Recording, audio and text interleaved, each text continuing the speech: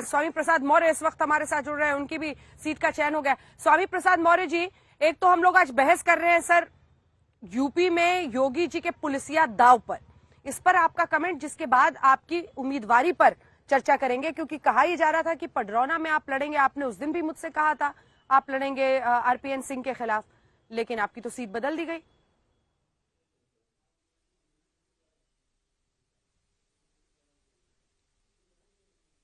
देखिए कश्यप जी, चूंकि हर राजनीतिक पार्टियां अपने समीकरण के हिसाब से प्रत्याशी तय करती हैं।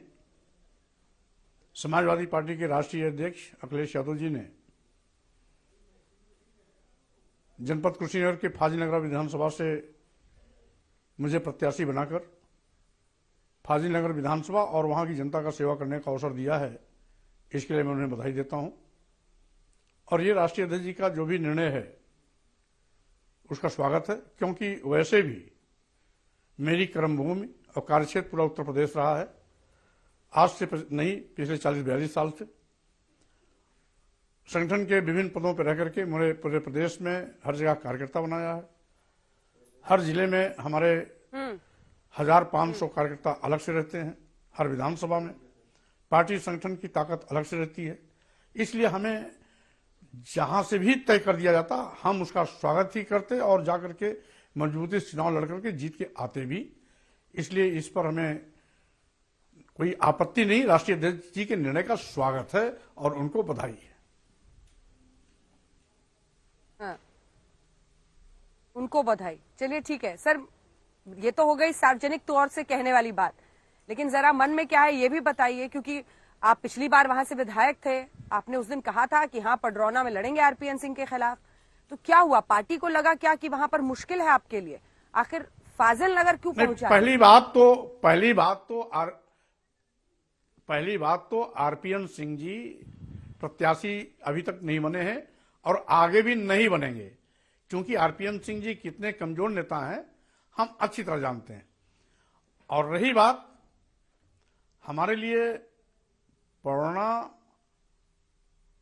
और फाजिलनगर में कोई अंतर नहीं है। पडरौना के लोगों ने 3 बार लगातार प्रचंड बहुमत से हमें जिताया। साथ ही साथ पडरौना की जनता का जो असीम स्नेह प्यार आशीर्वाद मिला, उसके लिए मैं उनको भी बधाई देता हूं। और पडरौना के लोगों का सम्मान सदैव मेरे दिल में था, है, आगे भी रहेगा।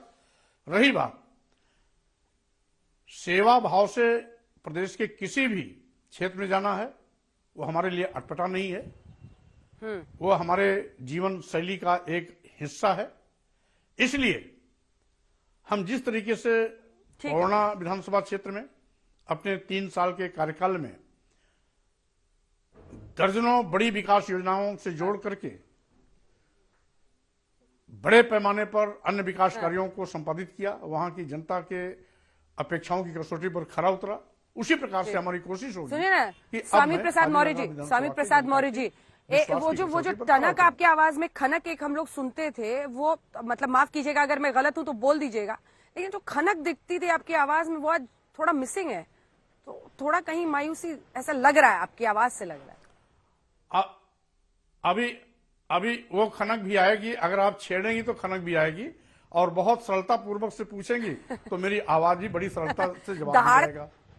इसलिए खनक का मौका अगर देंगी तो आवाज खनक के दहाड़ते थे सर। आज आप एकदम नम्र होके बोल रहे हैं, सबका सेवा भाव, धन्यवाद, उनको खुश मुबारक, इनको मुबारक कर रहे हैं, तो आप तो दहाड़ने के लिए जाने जाते हैं। चलिए एक आखिरी सवाल सर आपसे, जिसके बाद हम बहस मेहमानों से करेंगे।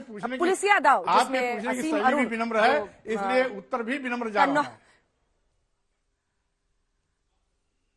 ठीक है, कन्नौज के पुलिस अधिकारी को उन्होंने कानपुर के पुलिस अधिकारी को कन्नौज से टिकट दिया है। वहीं ईडी के joint director farmer Rajeshwar Singh को उन्होंने लखनऊ की सरोजनी नगर सीट से उतारा है। जो पुलिसिया दाव है योगी आदित्यनाथ का, उस पर क्या कहेंगे? देखिए, ये पुलिसिया दाव नहीं है, ये भारतीय जनता पार्टी में प्रत्याशियों का टोटा है। यही कारण है कि कहीं पर केंद्र से मंत्री को उतार रहे हैं और कहीं पर अधिकारियों को बीआरएस दिला करके अधिकारियों को उतार रहे हैं। इनको अपने कार्यकर्ताओं पर विश्वास नहीं है या कार्यकर्ता लड़ना नहीं चाहते हैं, हार की शंका में वो आगे आना नहीं चाहते हैं, इसलिए इनको खोजना पड़ रहा है और आयातित प्रत्याशी उतार रहे हैं। इसमें भारतीय जनता पार्टी को बहुत खुश नहीं होना चाहिए, बल्कि भारतीय जनता पार्टी को सोचना चाहिए कि वो भारतीय जनता पार्टी जो बहुत बड़ी पार्टी होने का दम भरती थी, आज उसकी हालत इतनी खस्ता हो गई है, वो बैकफुट पे आ गई है कि आज उसको अपने प्रत्याशियों का टोटा पड़ गया है। अच्छा, ठीक है, ठीक है। धन्यवाद आपका स्वामी प्रसाद मौर्य जी, हमारे साथ आज तक पर जुड़ने के लिए, सवालों का जवाब देने के लिए।